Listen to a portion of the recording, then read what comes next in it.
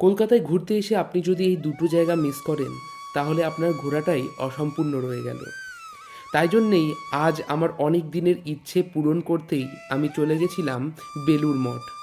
আর সেখান থেকেই আমি দর্শন করব বেলুড় মঠ আর দক্ষিণেশ্বর। চলুন দেখতে থাকুন পুরো ভিডিওটা। তো বেলুড় স্টেশনের নিচে নেমে পড়েছি এখন।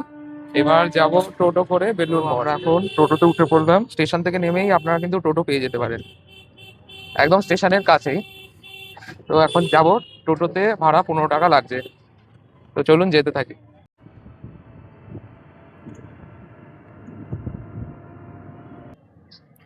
তো আমরা এখন নেমে পড়লাম টোটো থেকে, এখন বেলুড় মঠের ভেতরে যাব। তো চলুন ভেতরে গিয়ে আপনাদেরকে দেখাচ্ছি। এই যে এটা হলো বেলুড় মঠের মেন গেট। এটা হলো মেন গেট দিয়ে এখন আমরা ঢুকে গেলাম। তো আমি এখন বেলুড় মঠের ভেতরে ঢুকে গেছি, আর এই জায়গাটা খুবই শান্ত একটা পরিবেশ। আমার মন সত্যিই পুরো এই জায়গায় এসে ভরে গেছে। আপনারাও আসুন, উপভোগ করুন এই জায়গাটা। খুবই শান্ত পরিবেশ কিন্তু। আর পেছনে আপনারা দেখতেই পাচ্ছেন বেলুড় মঠ রয়েছে, যেখানে ভিডিও করা কিন্তু একদমই যাবে না, ভিডিও বা ফটোগ্রাফি একদমই করা যাবে না। তো আমরা বেলুড় মঠের মধ্যে এখন প্রবেশ করব।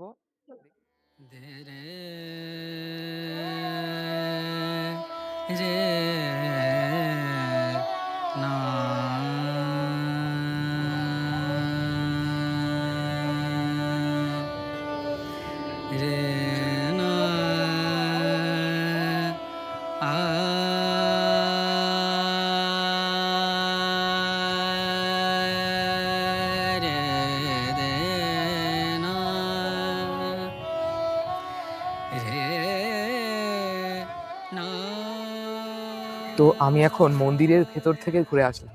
মন্দিরের ভিতর কিন্তু অপরূপ সুন্দর। রামকৃষ্ণ পরমহংসদেবের একটি মূর্তি রয়েছে ভেতরে। অনেকেই ভেতরে ধ্যান করছেন এবং অনেকেই ঠাকুরের নাম জপও করেছেন। আপনারাও যদি চান তাহলে আপনারাও ভেতরে ঢুকে কিন্তু ঠাকুরের নাম জপ করতে পারেন। আমরা ভেতরটা ঘুরে আসলাম, ভেতরটা কিন্তু অপরূপ সুন্দর ছিল। মঠের ভেতরে কিন্তু আপনি যখন প্রবেশ করবেন একটা আলাদাই শান্ত অনুভূতি আপনি উপভোগ করতে পারবেন।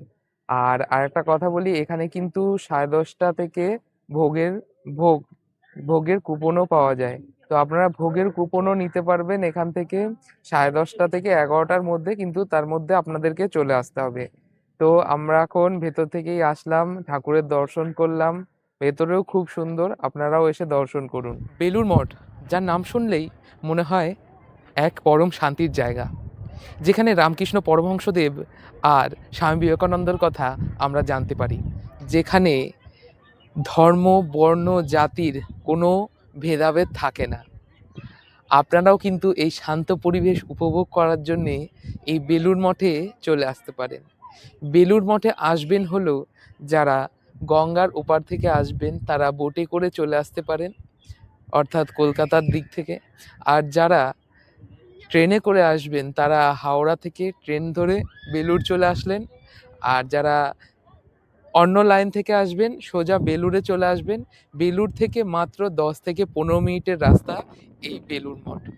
এটা একটা, সত্যি বলতে আমার মন থেকে আমি বলছি, এটা একটা পরম শান্তির জায়গা।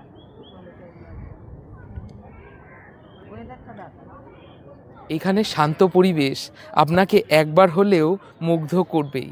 আপনি এই ছাউনিতে এসে কিছুক্ষণ আপনি নিজের সময় কাটাতে পারেন। আর এই বেলুড় মঠের পুরো চারিদিক আপনি কিন্তু ঘুরে দেখতে পারেন। তো আমার অলরেডি বেলুড় মঠ দর্শন করা হয়ে গেছে। এখন আমি যাচ্ছি হলো দক্ষিণেশ্বর। আপনারাও ঠিক এই সেম ভাবে আপনারাও কিন্তু দক্ষিণেশ্বর চলে যেতে পারেন, অথবা যারা দক্ষিণেশ্বরের দিক দিয়ে আসবেন তারা দক্ষিণেশ্বর আগে দর্শন করে তারপরে বেলুড় মঠে আসলেন, এটাও কিন্তু আপনারা করতে পারবেন। তো এখন বোটে করে আমি দক্ষিণেশ্বর চলে যাব মায়ের দর্শন করতে।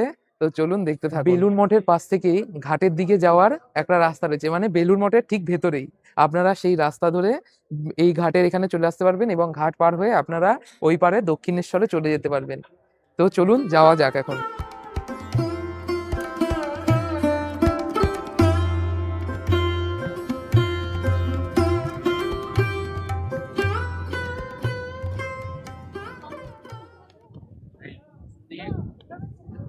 এই উঠে পড়লাম এখন বোটে।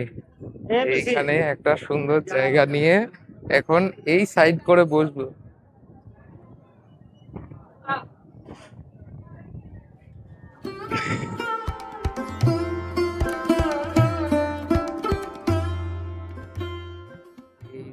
হলো বেলুড় মঠ। আর ওইদিকে হলো দক্ষিণেশ্বর।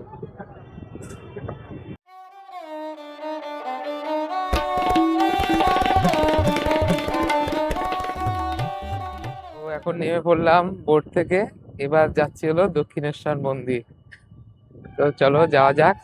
দেখি সামনেই সামনেই এই যে দেখা যাচ্ছে দক্ষিণেশ্বর মন্দির। তো আশা করি কোনো টোটো বা কিছু করতে হবে না, হেঁটে হেঁটেই চলে যাওয়া যাবে। ঘাট থেকে এখন বাইরে চলে আসছি।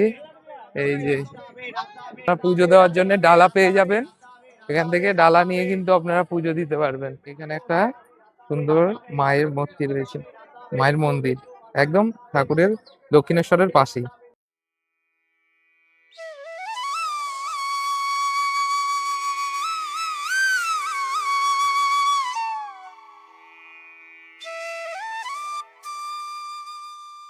ঘাট দিয়ে বেরিয়ে কিন্তু এই সোজা রাস্তা ধরে আপনারা যাবেন, একদম পাশেই।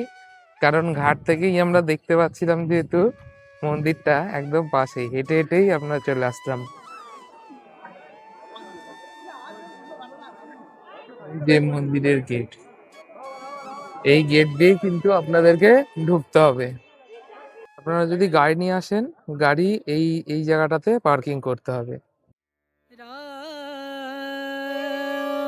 नाम भजले राम नाम सुखधाम। মন্দির সকালে খুলে যায়, সকাল 7টার সময় খুলে যায়, আর বন্ধ হয়ে যায় হলো দুপুর 1টার সময়। তারপরে আবার মন্দির খুলবে হলো 3টে থেকে 3:30-এর মধ্যে, তখন আবার আপনারা মায়ের দর্শন করতে পারবেন। আপাতত এখন মন্দির বন্ধ হয়ে গেছে, আমি দর্শন করেই সঙ্গে সঙ্গে চলে আসলাম। তো এখনই আমি বেরোতে না বেরোতেই মন্দির কিন্তু বন্ধ হয়ে গেল। এই দক্ষিণেশ্বর কালী মন্দিরের সাথেই কিন্তু আধ্যাত্মিকভাবে জড়িয়ে রয়েছেন হলো রামকৃষ্ণ পরমহংসদেব। কিন্তু তিনি মা কালীর তপস্যা করতেন এবং এইখান থেকেই গোটা বিশ্বে তার শিক্ষা ও রীতি ছড়িয়ে পড়েছিল। 1855 সালে এই মন্দির প্রতিষ্ঠা করেছিলেন করুণাময়ী রানী রাসমণি।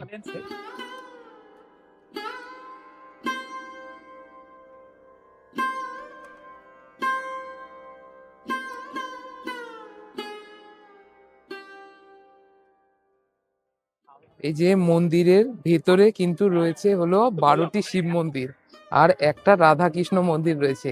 এটা শুধুমাত্র মা ভবতারিণীরই মন্দির নয়, এইখানে কিন্তু রাধা কৃষ্ণ এবং শিব মন্দিরও রয়েছে। এই যে এই পেছনে এগুলো হলো শিব মন্দির।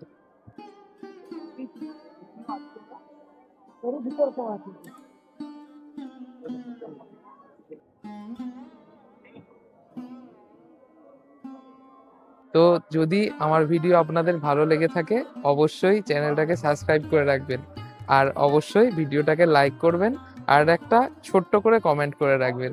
নমস্কার।